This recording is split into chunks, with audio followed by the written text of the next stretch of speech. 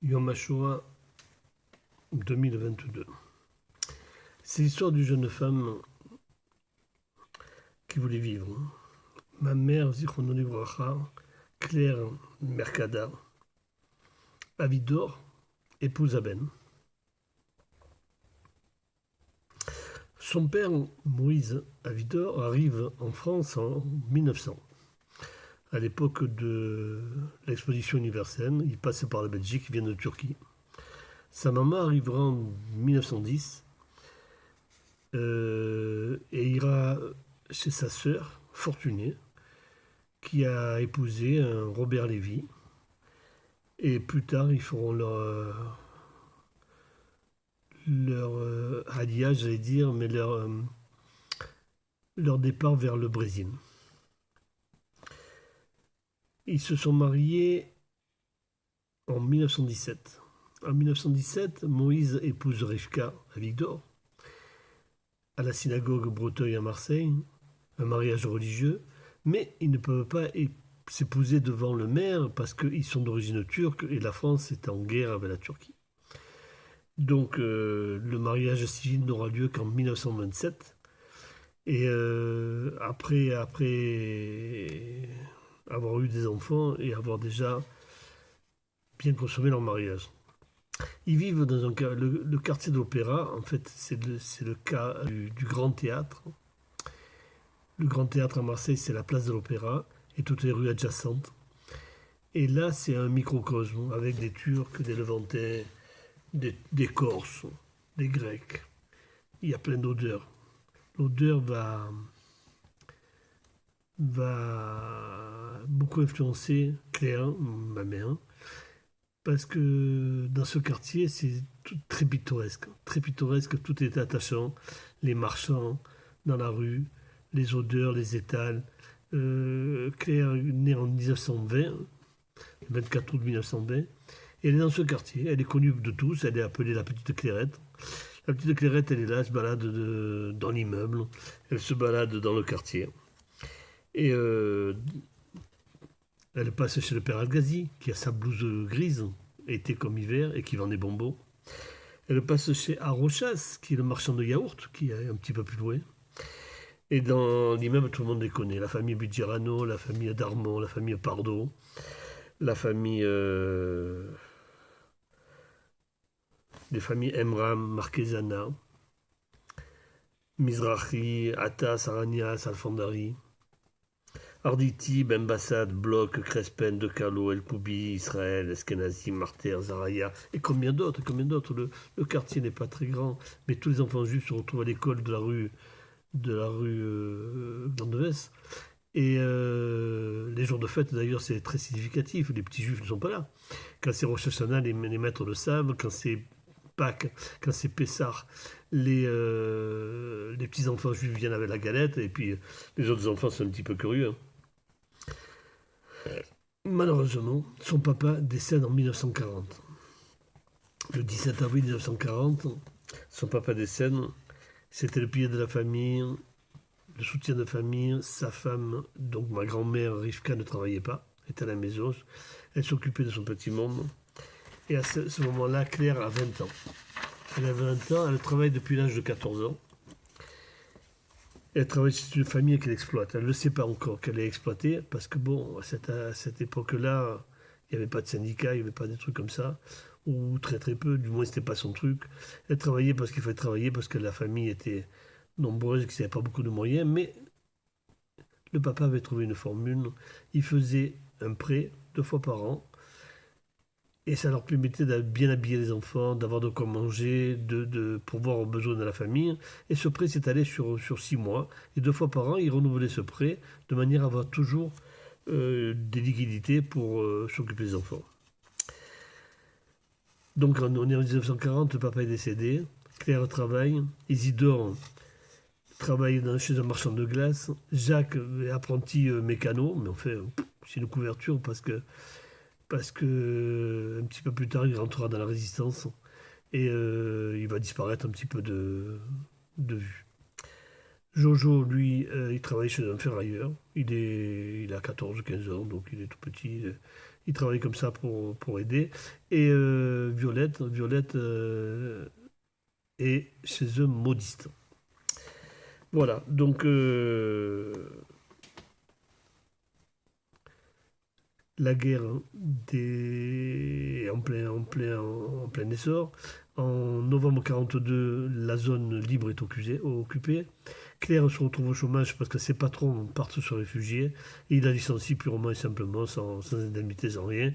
Elle se retrouve à la rue. Et Rivka tricote et coud pour échanger au marché noir 1 kilo de sucre ou 1 litre d'huile ou pour avoir un petit peu d'argent. Et Claire l'aide dans cette démarche. Maintenant, nous sommes le 23 janvier 43. 23 janvier 43, c'est la destruction des vieux quartiers de Marseille. Tout le monde en a entendu parler. C'était l'épuration ethnique, comme disaient les Allemands, nettoyer les vieux quartiers où il y avait la pègre qui était là-bas, les trafics de toutes sortes. Mais ce qu'on ne dit pas, c'est que dans cette nuit du 23 janvier 43, c'est un vendredi soir, c'est Shabbat. Il y a 600 juifs qui vont être arrêtés cette nuit-là et déportés. Et il n'y en a pas un seul qui reviendra. Pas un seul qui reviendra, c'est la destination Pichipoy, comme ils disent les Ashkenazim. C'est-à-dire que tous ces juifs qui ont été arrêtés pendant la nuit du 23 janvier 1943 ont été gazés à leur arrivée au camp. Nous sommes à la rue Saint-Saëns, au 5e étage. Il y a des bruits de bottes dans la rue, des aboiements, des cris, des camions, des grincements de freins et tout. Et voilà que le bruit se rapproche. Le bruit se rapproche dans l'immeuble de maman, donc, à la rue Saint-Saëns, les gendarmes montent. Les gendarmes, c'est la garde civile. La garde civile, c'est les CRS de l'époque. Les CRS de l'époque qui étaient recrutés par l'armée allemande et par la Gestapo et par les collaborateurs pour aider à arrêter les Juifs. Pendant que les Français apatrides et de toute nationalité qui se retrouvent autour du Vieux-Port quand les quartiers étaient démolis, donc la gendarmerie française arrêtait les Juifs. Donc la Gestapo est en bas des immeubles très souvent, et avec les miliciens, et la police montait étage par étage, appartement par appartement. Et donc voilà qu'arrivé au 5e étage, il y a 5 gendarmes qui montent au 5e étage. Ils tapent à la maison de ma mère et de ma grand-mère. Et c'est Rivka, ma grand-mère, qui ouvre. Elle mesure 1,55 m. Elle est toute frêle. Elle parle français avec un fort accent ladino, de turc. Et papier, vérification et compagnie. Madame, donnez-nous vos papiers, c'est pour une vérification. Donc elle sort ses papiers, elle les montre et tout. Et il y a, entre-temps, ma mère, Claire, vient à la rescousse. Elle demande au gendarme, mais qu'est-ce qui se passe, monsieur le gendarme? Nous sommes en règle, il n'y a pas de problème. Elle dit, vos papiers, tout. Donc elle donne des papiers. Le gendarme voit donc Claire, Violette et Rivka. Il leur dit, bon, habillez-vous et on va vous emmener. Et pendant ce temps, un autre gendarme rentre dans la pièce d'à côté, où il y a Jacques, Jojo et Isidore qui sont couchés. Il n'y a que la tête qui dépasse. Et ils avaient des têtes poupons, on va dire, des têtes de jeunes enfants ou d'adolescents. Et le gendarme, il dit, chef, à côté, il y a d'autres personnes. Le chef va voir, puis il revient, je ne sais pas, il rend les papiers à ma mère, donc à Claire, et il lui dit, il y a assez de familles qui vont pleurer ce soir, fermez la porte et ne faites pas de bruit. Et il redescend. En redescendant, il dit, il n'y a personne au 5e étage, il continue. Voilà que quand les gendarmes sont partis, il y a des cris dans l'immeuble, des cris, beaucoup de bruit et tout. Et bien sûr, maman ne résiste pas. Elle se dit, il faut qu'on aille voir, qu'est-ce qui se passe? Qu'est-ce qui s'est passé aux autres familles et tout? Qui est-ce qui a été arrêté? Et elle descend, et bien sûr, c'est la panique complète dans l'immeuble. La famille Bidgerano, c'est les enfants qui ont été pris. La famille Darmon, c'est le père et le grand-père qui ont été emmenés. Les familles Mossé, Pardo. Et c'est une catastrophe. de ces arrestations de cette nuit-là, comme je vous l'ai dit tout à l'heure, il n'y a pas un seul qui va revenir. Donc après ces événements, Isidore part se cacher en Savoie. Jacques part avec la résistance. Claire ne le savait pas, mais elle savait qu'il fricotait un peu avec des résistants, donc il le voit plus, il ne le voit pas à la maison, il fréquente plus la maison. Violette Victoria, elle s'appelle Violette Victoria. La petite sœur est recueillie par un pasteur. Malheureusement, elle va être dénoncée elle aussi plus tard. Et le pasteur, on n'a pas son nom. On n'a pas le nom de ce pasteur qui a été arrêté aussi en même temps que la petite Violette. Et Jojo, lui, fait des courses pour les gens du quartier. Il rend des petits services. Il y a plein de restaurants, d'hôtels autour du quartier. Donc, il est toujours en train de faire des petites courses. Le temps passe. Donc, Claire n'a plus de travail. Elle fait des petits boulots. Grâce à Isidore, son frère, qui travaillait dans une usine de glace, elle obtient le fait de vendre des crèmes glacées ou des pivolos, je ne sais plus comment ça s'appelait à l'époque, au stade les jours de match. Et grâce à ça, ça lui permet en une journée de gagner l'équivalent d'un mois parce qu'elle part avec son casier de glace et elle revient bien sûr vide. Et elle nous dira plus tard que en fait le seul truc qui était vrai dans ces glaces c'était le bâtonnet parce que le reste c'est pas ce qu'il y avait dedans. Et voilà que nous sommes nous sommes en 1944, au mois d'avril, le 8 avril. Le 8 avril, Rivka, donc ma grand-mère, sort de l'immeuble. Et au moment où elle sort de l'immeuble, il y a trois jeunes hommes avec des chapeaux mous qui l'interpellent et qui disent Madame Avidor. Elle est un peu surprise, elle dit oui, c'est moi. D'abord, elle essaie de s'esquiver, de dire non, c'est pas moi, je suis une voisine et elle n'est pas là, Madame Avidor. Elle dit non, non, vos papiers et compagnie. Bon, ils finissent par savoir que c'est Madame Avidor. Il lui dit vérification d'identité, vous allez venir nous suivre à la commandature. Mais d'abord, on va monter chez vous, parce que bien sûr, de rentrer chez vous, s'il y avait des bijoux, des objets en or ou autre chose, ces messieurs se faisaient un plaisir de nettoyer les appartements avant que quiconque passe. Et donc, ils remontent vers l'appartement. Et en remontant vers l'appartement, ma grand-mère dit en judéo-espagnol, elle dit Clarica, Clarica, sors par les toits. Va-t'en, ils sont venus nous arrêter. Va-t'en, va-t'en, va-t'en. Parce que Claire, maman, était dans l'appartement au 5e étage. Et donc, maman, c'était un grand dilemme pour elle. Elle dit mais est-ce que je peux laisser ma mère se faire arrêter et moi rester indifférente à ça? C'est pas possible. Donc, elle attend dans l'appartement. Et quand ils arrivent, elle montre ses papiers. Et ils disent on vous emmène toutes les deux pour vérification. Bien sûr, il fouille tout l'appartement. Mais comme elles étaient pauvres, il n'y avait rien à prendre. Et il les emmène à la commandature, c'est-à-dire au 425 rue Paradis.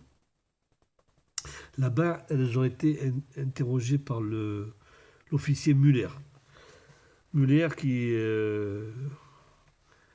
les interroge, qui les fouille. Et après cela, elles sont enfermées dans une chambre de bonne au 425 rue Paradis. Mais c'est le week-end de Pâques, de la Pâques chrétienne. Donc elles restent là, enfermées dans une chambre de bonne, où elles retrouvent 4 autres personnes. Elles sont dans un petit réduit de 6 mètres carrés. Elles sont en fait de compte 4 et 2. Elles sont 6 dans 6 mètres carrés, avec une paillasse pour 6 et un gardien qui les garde sur l'étage. Et elles vont rester là-bas 2 jours. 2 jours, le lundi de Pâques passe et le mardi, elles sont transférées aux Baumettes. Les Baumettes qui sont la prison de Marseille, mais qui ne sont pas terminées. Les Baumettes ne sont pas terminées et les murs sont bruts, il n'y a pas de sanitaire, il n'y a rien du tout. Et là-bas, elles vont vivre dans des conditions un peu difficiles. Et le seul truc que maman dira, c'est que grâce à la fenêtre qui donnait sur un ciel bleu, ça lui donnait cette impression de liberté. Et elle a dit à ce moment-là, j'ai compris que pour s'en sortir, il fallait se battre, il fallait ne pas avoir peur, se battre et espérer. Et c'est ce qu'elle va faire. Elle va ancrer en elle ce leitmotiv de survivre, se battre et essayer de s'en sortir. Et au bout de quelques jours, elles sont transférées des Baumettes à la gare Saint-Charles. Le transfert se fait par des camions bâchés. Et c'est terrible de traverser Marseille, la ville qu'elle aime tant, de passer devant le stade Vélodrome où elle travaillait les jours de match, qu'elle connaissait si bien, et de voir l'indifférence des gens. Parce que quand ils ont été emmenés, c'était le mardi de Pâques, le lendemain de... Et les gens étaient bien habillés dans les rues, les enfants habillés de blanc, les petits chapeaux. Tous les gens en famille promenaient. Et c'était quoi ces camions? Ces camions qui transportaient des juifs? Personne ne jetait un coup d'œil vers ces camions.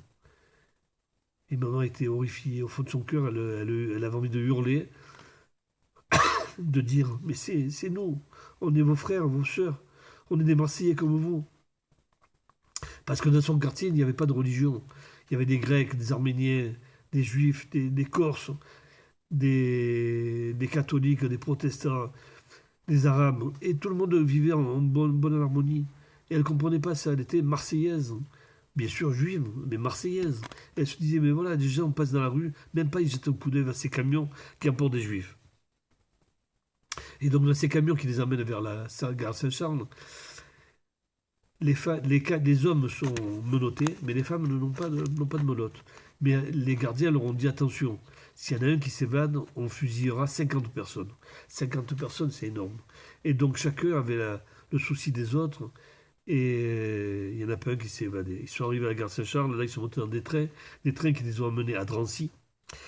Et Drancy, c'est une autre étape encore, mais elle va pas rester longtemps à Drancy. Elle va rester quelques jours à Drancy avec ma grand-mère, Rivka, et la petite Violette qui a été arrêtée entre-temps sur dénonciation parce qu'il y avait des gens, vous comprenez, qui téléphonaient à la commandanture. Un juif, ça valait 50 francs de l'époque, c'était énorme. 50 francs, et il dit, vous savez, vous avez oublié la famille juive dans tel immeuble. Là-bas, il y a une petite juive qui est hébergée par un pasteur. Vous devriez aller la chercher. Hein. Et donc, bien sûr, la Gestapo et les miliciens faisaient leur travail, leur sale travail de venir arrêter les juifs. Et donc, dans le train qui les amène à Drancy, il y a Claire Rivka, donc avec sa maman et sa sœur.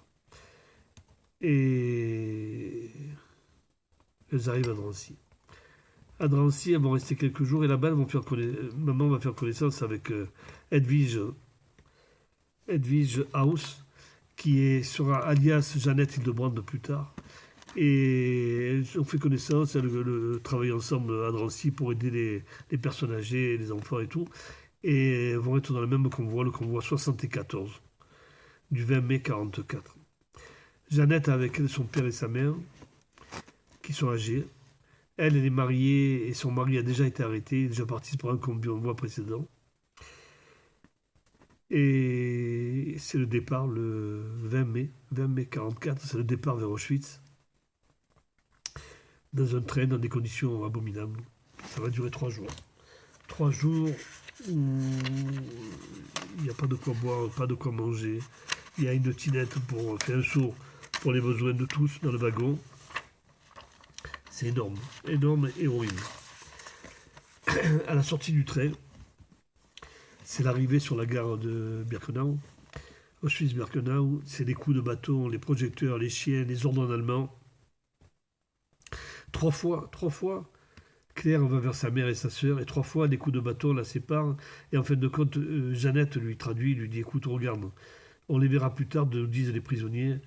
Le garde allemand, il dit que tu dois aller dans cette ligne-là et pas dans l'autre, et obéis, sans quoi tu vas te faire massacrer. Et donc, elle accepte. Et en se tournant, elle voit le rabbin Razon, qui était, comme elle disait, avec sa jolie petite barbichette. Il tombe du wagon, il est piétiné par les autres, et c'était un homme très doux, très gentil. Et dans le train, pendant les 3 jours, il leur raconte des histoires du Talmud pour essayer de les calmer et de faire passer le temps. C'est déjà la première image d'Auschwitz. La première image, c'est ces coups de bateau, c'est cette violence et cette haine. Et puis c'est la sélection. Après la sélection, c'est le tatouage. Maman aura le numéro A5426. Tu n'es plus un être humain à ce moment-là. Tu n'es plus un être humain, tu es un numéro. Mais pas un numéro stam, un numéro en allemand. Il faut qu'elle le connaisse par cœur, parce que si on appelle son numéro, il faut qu'elle le réponde. Tu n'es plus un être humain, tu n'as plus de cheveux, tu as été rasé, tu as été dévêtu, tu as été douché. On t'a mis une sorte de robe graisse, rayée, horrible, avec des sabots. Et quand tu demandes, et ma famille, je vais la revoir, et les prisonniers te disent, tu vois la fumée là-bas? Voilà, ta mère et ta soeur, elles sont déjà parties en fumée. Arrête d'espérer. Et il y a cette odeur horrible, horrible qui est âcre, cette odeur de fumée, de chair brûlée. Et c'est ce rougeoiement au-dessus des cheminées. Mais pourtant, elle a envie de vivre. Elle a envie de vivre, elle a envie de lutter, elle a envie de revenir. Et donc, elle va s'accrocher. Elle va s'accrocher avec Jeannette. Avec Jeannette, elles vont faire un duo, on va dire. Si une avait quelque chose à manger, elle le partageait avec l'autre. Si une partait travailler et qu'elle pouvait rapporter quelque chose, elle le partageait avec l'autre. Et tout le temps, ils étaient ensemble pour partager. Et ce partage se fera jusqu'à la fin de leur vie.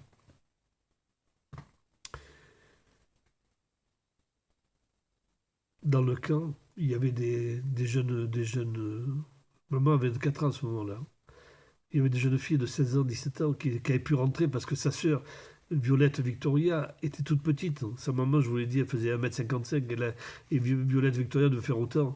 Et il y avait une barre à l'entrée du camp. Celui qui était au-dessous, il ne rentrait pas. Celui qui était au-dessus, il rentrait. Et c'est comme ça que l'amie de sa sœur, Marie Sassia, Marie El-Koubi, pardon, euh, elle a pu rentrer. Elle a pu rentrer parce que c'était la copine, elles étaient en classe ensemble avec Violette. Mais elle était grande et costaud. Et l'autre était toute petite et menue. Donc elle n'est pas rentrée, elle était sélectionnée vers la chambre à glace. Et l'autre est rentrée. Et dans ces gamines-là qui étaient autour de maman, il y avait bien sûr, elle a retrouvé tous ses amis de Marseille. Il y avait bien sûr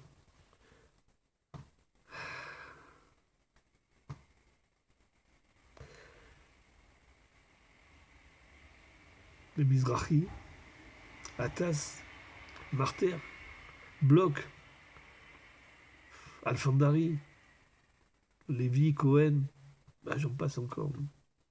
Israël, Pardo, Darman, tous les gens qu'elle a connus à Marseille, elle a retrouvé plein là-bas. Et alors, les soirs où elles n'en pouvaient plus, qu'ils avaient froid, la sélection, la faim qui ne les quittait pas. Alors, des fois, elles se mettaient autour, en cercle comme ça, et elles s'inventaient une soirée. Je dis, tiens, si j'étais invité au bal, je me ferais une robe comme ci, comme ça, et tout. Et alors, chacune délirait, disait, moi, je voudrais une robe en taffetas, l'autre en organza, l'autre en soie, l'autre en satin. Et de chacune, elle exprimait son truc, et cette liberté d'imagination, ça, on ne pouvait pas leur enlever. D'autres fois, elle s'invitait, elle disait, oh, s'il y avait un bal, j'irais avec Robert, pas Robert Redford, mais Robert Garner ou machin, enfin, un autre, des gens, Robert Mitchum peut-être. Et elle s'inventait comme ça, elle parlait une partie de la nuit jusqu'à ce que la fatigue chasse l'angoisse et qu'elle finisse par s'endormir. Et ces nuits de rêverie, on va dire. Des fois, elles imaginaient, elles disaient, moi, si je pouvais manger, je mangerais ça ou ça ou ça. Et elles étaient rassasiées, rien que de paroles. Et pour vous dire un truc aussi, c'est que maman, une fois, elle avait refusé de manger un plat. Et son père lui avait dit, écoute, ma fille, il n'y a que ça à manger, on est pas riches, on est pauvres, on n'a que ça à manger, tu veux manger, tu manges, tu veux pas manger, tu vas sur le balcon. Et donc elle est sortie sur le balcon, elle a regardé les autres avec un petit air farouche, comme les gosses savent le faire. Et, et elle avait refusé de manger. Et voilà que dans le camp, après des semaines et des mois dans le camp, elle repensait à ce plat de, je sais pas, ce plat de haricots peut-être ou d'autre chose. Et elle se revoyait à travers le balcon en train de le déguster. Elle, peut-être 10 ans auparavant. Et elle se disait, ah, si je l'avais ce plat aujourd'hui, comme je le régalerais, comme je le mangerais. C'est ça la vie au camp. C'est-à-dire la recherche sans fin de nourriture qu'il n'y avait pas. La peur d'être malade, parce que malade, ça veut dire aller au révier, ça veut dire finir à la chambre à gaz. La peur des coups, la peur d'un mauvais caractère, la peur des coups des Ukrainiennes, qui étaient à la sortie des douches, qui étaient très très méchantes. Et de partout cette odeur, l'odeur sans arrêt, l'odeur des chambres à gaz, les coups et la couleur grise. Pas de lumière, un ciel bas, de la neige, de la boue. Le seul rouge qu'on voyait, c'était les cheminées et le sang. Le sang après des coups de bâton, des crânes éclatés.